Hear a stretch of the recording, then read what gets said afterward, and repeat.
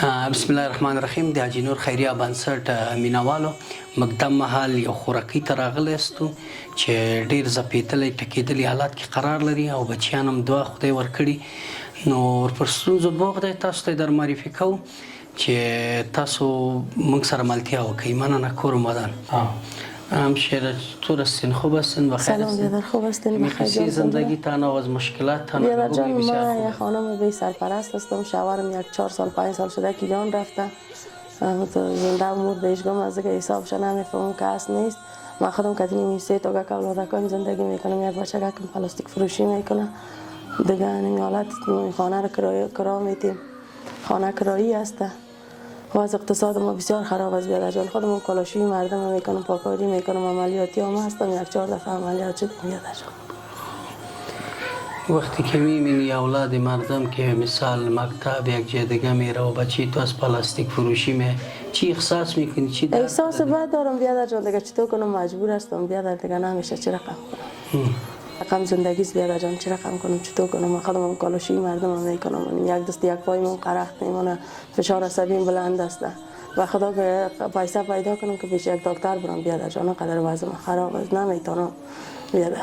این اطفال که تو به لباس کهنه میبینی از دیگران را به لباس درست میبینی، چی در دلت میگرده؟ هیچ بیادر جان، رنج میبرم. میگم کاشی هم میداشتن که امیر رقم مثل زمین آور زندگی میکرد. امیر رقم میبودن بیادر جان.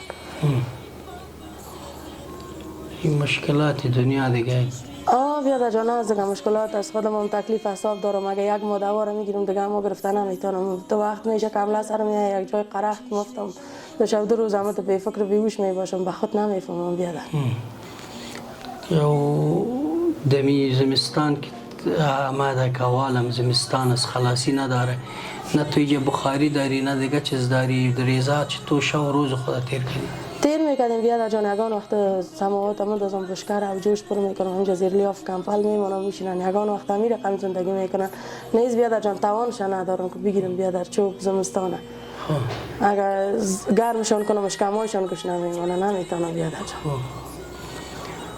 دیگه پس ایکیا که ما تو که کالاشوی میکنی روز چند روپا مزدوری میکنی به خانه مردم که 200 300 بیادر جان. 200 میتا، 300 میتا، 400 میتا کار دیده.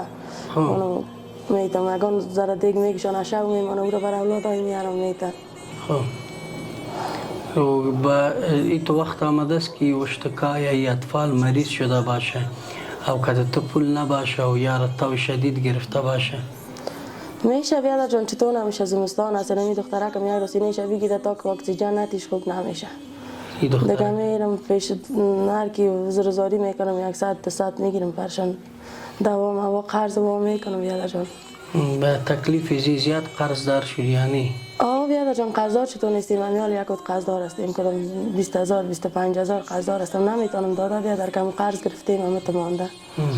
قرض کسی ازت که طلب کرده است پس میگن بیادر جان. میگم ندارم. چطور کنم پیدا کنم؟ میتونم دیگه حالت ما خودتان میبینی که چه رقم است. د حاجي نور خیریه بنسټ مینوالو دغه کورنۍ مستحق کورنۍ دی. موږ مستحق کورنۍ در معرفي کړو. نور تاسو که غواړئ خپل دنیا او آخرت ښایسته کړئ دغه ځای دی. مننه. کور